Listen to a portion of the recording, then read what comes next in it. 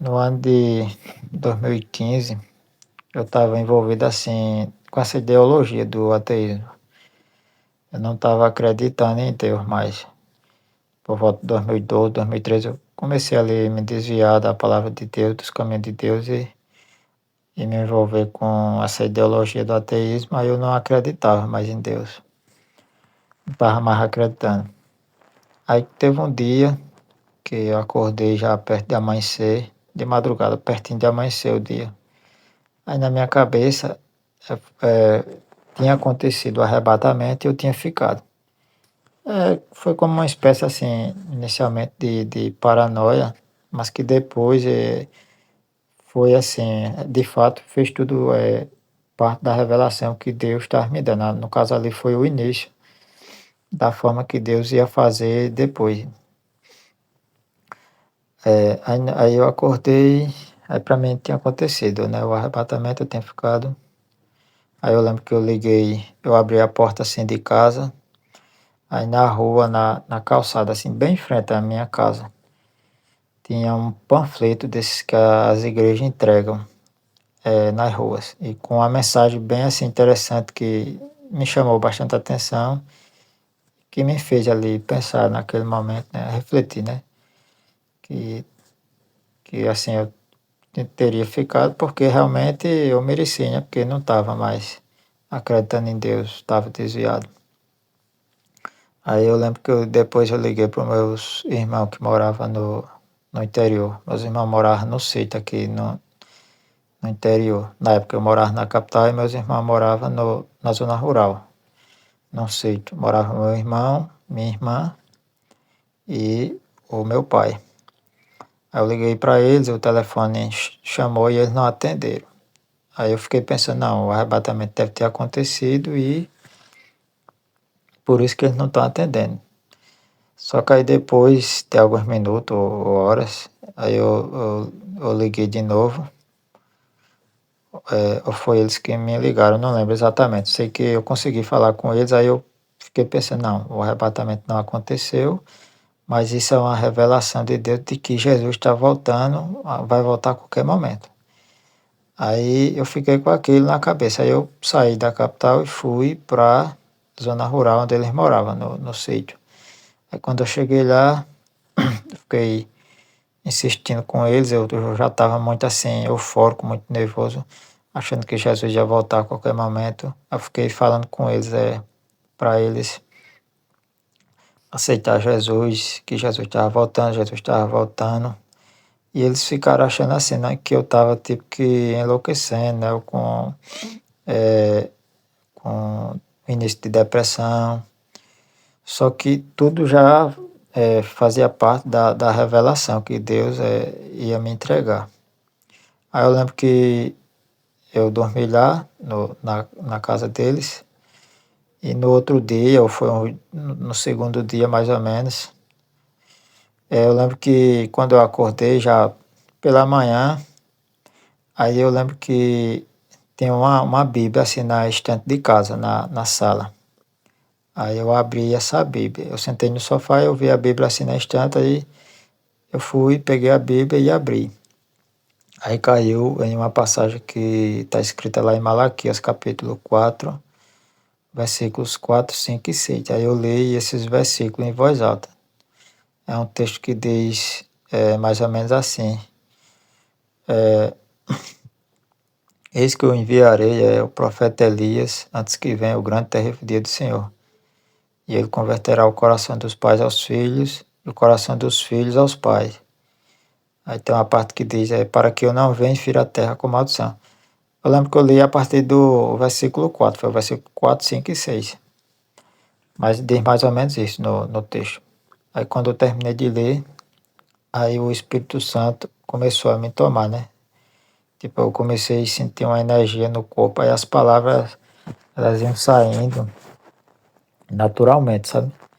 Era como se eu não tivesse controle da boca. Eu lembro que fui assim para a janela de casa e eu pedia misericórdia por mim, pela minha família. Aí eu lembro que a minha irmã foi para a parte do quintal, ela estava lavando uns pratos, parece. Sei que ela estava fazendo alguma coisa lá na parte da pia, do lado de fora. Aí eu fui pro lado de fora também, na parte do quintal. Aí nessa hora, aí ali Deus me tomou completamente. Aí começou a falar, né? Falou com meu irmão primeiro. Aí, aí o meu irmão ele estava no quarto, ele estava, parece que estava estudando, eu estava deitado. Aí Deus ali chamou meu irmão.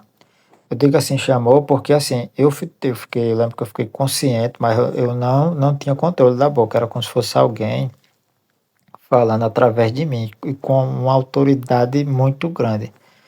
Aí chegou e chamou meu irmão. O nome do meu irmão é Sandro, aí disse assim, vem Sandro, vem. No caso, chamou o Sandro para perto de mim, de onde eu estava, né? Aí disse, vem Sandro, vem. Chamou o Sandro para perto. Aí quando o meu irmão chegou, aí olhou para o meu irmão, aí perto assim tinha uma caixa d'água dessas de 1.000 litros que a gente usava para juntar água, né? Por conta da seca, né? E a gente usava como um reservatório. Aí tava, essa caixa d'água estava assim perto e tinha um resto de água nessa caixa d'água. Aí aquela voz apontou para a caixa d'água e falando para o meu irmão, aí disse assim, e apontou para a caixa d'água. Aceita a água e tu não te arrependerás. Isso com uma autoridade muito grande. E só quem já passou por isso saberia me entender, iria me entender. Aí, aí depois aquela voz falou assim: cada ponto e cada vírgula da palavra vai se cumprir. Aí depois aquela energia, aquele ser me levou para mais perto dessa caixa d'água, que ela estava assim, uns 2, 3 metros perto de mim. Aí eu encostei bem pertinho dessa caixa d'água e aí meus dedos indicadores apontou para o céu. Eu digo apontou porque eu não tinha controle nessa hora. Eu estava consciente, mas era como se alguém estivesse fazendo aquilo através de mim. No caso era Deus me usando através de profecia, né? Aí apontou para o céu com os 2 dedos indicadores. Os 2 dedos indicadores, os braços levantaram para o céu e apontou, aí disse assim, Jesus está voltando. Aí foi como se aquele transe, aquela coisa, aquela energia parou, né? Aí foi essa a revelação assim que Deus me deu. Aí resumindo, para vocês entenderem aí, no caso, chamou meu irmão, aí disse assim, vem Sandro, vem. Aí quando o meu irmão chegou perto, aí disse assim, aceita a água e tu não te arrependerás. E apontou para ele, com muita autoridade, e disse assim, e tu não te arrependerás, com muita autoridade. Por que mandou ele aceitar a água? Porque eu tava pedindo para ele se batizar, tanto meu irmão como a minha irmã, só que eles estavam sem querer, né? Que, sobre a questão do batismo. Aí aquela voz, no caso, Deus me usou para falar com ele, para dizer que era para ele aceitar a água, que era para ele se batizar. E disse assim: E tu não te arrependerás. Dizendo que ele não iria se arrepender se ele aceitasse, no caso, o batismo.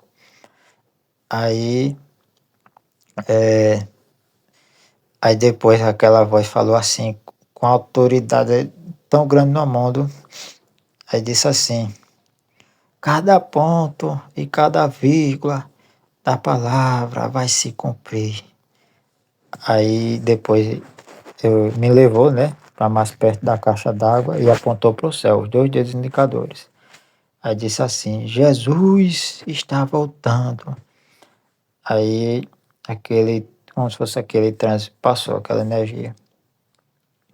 Aí, em resumo, foi essa assim, a experiência. Eu falou com meu irmão e também ficou a revelação, né, que realmente a vinda de Jesus está próxima. Da mesma forma que Isso aconteceu comigo, eu sei que está acontecendo com muitas pessoas, que muitas pessoas estão tendo esse tipo de revelação, tanto sonhos ou profecias. Eh, e Deus está avisando, né, que muita coisa vai acontecer aí nos próximos anos. Eu acredito que, pela forma como foi falado e a forma que Deus está avisando, nós somos a última geração. Provavelmente vai acontecer muita coisa aí nos próximos anos que vai nos levar aí para os eventos de Apocalipse, né? Na época, como eu não tinha um entendimento correto das escrituras, eu até ficava na dúvida, né, sobre essa questão do arrebatamento, mas hoje eu não tenho dúvida. Biblicamente, nós vamos passar pela grande tribulação. Nós somos a última geração. Eu sei que após isso, eu lembro que nos dias depois foi uma guerra muito grande, assim, espiritual, porque o diabo ele ficava ali me tentando. Eu lembro que eu não conseguia dormir, não conseguia dormir nas noites depois. Eu, eu ficava ouvindo coisas assim do maligno. Eu não vou relatar aqui algumas coisas que não é interessante, mas eu ouvia coisas assim, o inimigo, né? Fazendo coisas. Eu sei que foi uma guerra muito grande, uma perseguição, na verdade, né? De, assim, da parte do maligna também. Mas depois, graças a Deus, Deus foi me libertando daquilo. Aí, após isso, eu lembro que nos meses após que isso aconteceu, eu ainda acabei ficando enganado com essa ideologia do ateísmo, porque na época as pessoas não me levaram assim a sério, as pessoas não acreditaram, né, naquilo que aconteceu comigo, as pessoas acreditaram que era como se fosse depressão, coisa da minha cabeça, uma espécie de loucura minha. Aí eu acabei ficando muito triste depois que isso aconteceu, porque na verdade assim, só quem já passou por isso é que entende como que é a guerra espiritual que acontece, né? Que na época eu não tinha assim tanto entendimento dessas questões, que o diabo dele também ele se levanta, né? Quando na verdade Deus usa alguém, ou quando alguém quanto mais você se envolve com as coisas de Deus, com tipo fazendo a obra ali de Deus, ou quanto mais você é usado ali por Deus, aí o inimigo ele também ele se levanta. Que foi o que aconteceu, foi uma guerra ali tremenda ali, de coisas que eu passei tanto espiritualmente, como assim de pessoas que não acreditavam, que viam aquilo como uma espécie de loucura, né? Que acabava me deixando triste. Também algumas coisas eu não tinha assim um entendimento certinho ali da palavra, depois foi que eu me aprofundei mais, mas de fato isso aconteceu. Não foi coisa assim, loucura, depressão, coisa da minha cabeça. Quem sabe, quem já passou por isso sabe o que eu estou falando, sabe que isso é verdade. Sabe que Jesus está voltando, que a vinda de Cristo está perto. E que de fato foi uma experiência que Deus ali me deu para me mostrar ali a realidade do mundo espiritual, porque a partir disso, depois disso, eu passei a ter certeza, né? Hoje eu tenho certeza, assim, da existência do mundo espiritual. E, e também um alerta, né? Que Jesus está voltando, que a vinda de Cristo está perto. Não sei assim dizer datas, mas o que a gente pode ver é que as coisas já estão se encaminhando para a gente entrar ali nos eventos de Apocalipse, né? Quando surgiu o anticristo, a gente provavelmente ainda vai ter, provavelmente não, biblicamente a gente ainda tem 7 anos, né? Até o final da grande tribulação. Então a gente está, digamos que já nas fases finais ali para talvez entrar ali na grande tribulação. Deve acontecer vários eventos no decorrer dos próximos anos, que é para poder a gente entrar de fato na grande tribulação e por último Jesus voltar. Eu vou ler agora a mensagem, o panfleto, né, que que estava em frente lá de casa no dia que isso aconteceu comigo, no primeiro dia, porque é uma mensagem interessante que muitas pessoas até acabam passando por isso e acreditando dessa forma e pode servir de alerta. A mensagem ela tinha como um título que diz assim: A vida continua.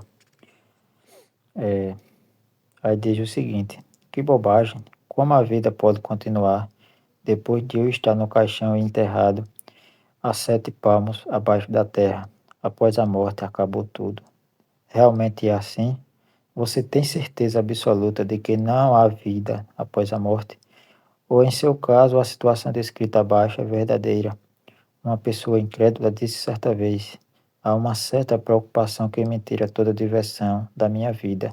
E o que seria? Perguntou seu amigo. Eu tenho receio de que a Bíblia tenha razão, e se for o caso, estamos fritos. A Bíblia tem razão. Nós queremos ajudá-la através destas linhas para que você não se iluda construindo sobre o fundamento errado e no fim de sua vida, em Apocalipse 20:15, está escrito: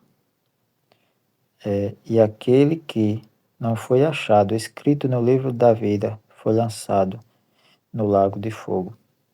Há vida após a morte. E a pergunta mais importante é: o seu nome está escrito no livro da vida? Caso não esteja, você está no caminho que leva à condenação eterna. Mas a sua vida pode continuar de uma forma maravilhosa, mesmo que no momento você tenha muitos problemas e tenha que lidar com uma situação onde você não vê nenhuma perspectiva. Procure ajuda na pessoa de Jesus Cristo e confesse seus pecados a Ele e diga-o que quer continuar a vida com Ele. Aceite Jesus em sua vida, tudo se resolverá e o melhor está à sua espera. A eternidade sem dores, sem sofrimentos e sem lágrimas.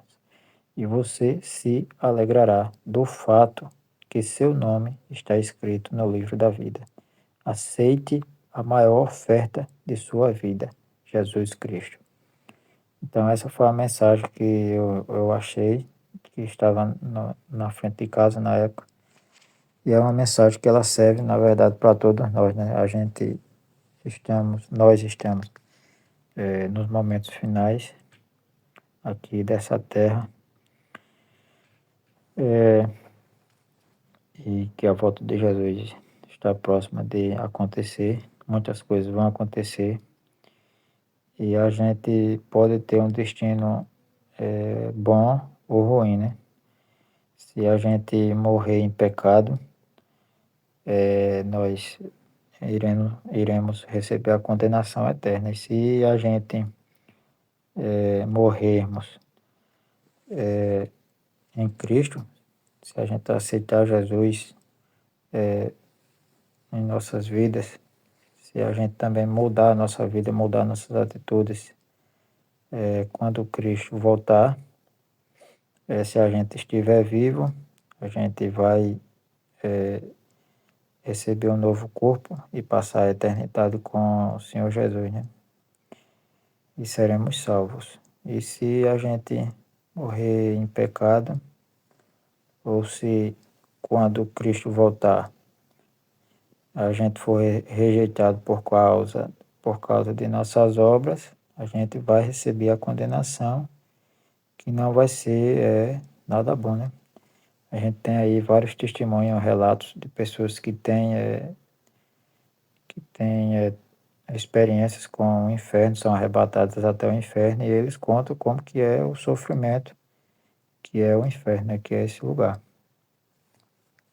Então fica aqui esse vídeo de alerta, espero que sirva para encorajar algumas pessoas e de alerta também, né? Para quem não ouviu ainda, possa começar a se preparar, porque a vinda de Jesus está próxima. Isso aconteceu comigo em 2015, eu vejo assim, que Deus já tem falado assim com as pessoas há vários anos, dando experiência e falando como se fosse algo imediato, porque de fato para Deus, né, 10, 15, 20, 30 anos é muito próximo ali, né. Para a gente pode ser, um tempo até maior, mas para Deus é um tempo mínimo, né, um tempo muito curto. E Deus tem avisado, assim, há vários anos com antecedência, porque Deus está dando tempo para a gente e oportunidades para que a gente, mude nossas atitudes, né.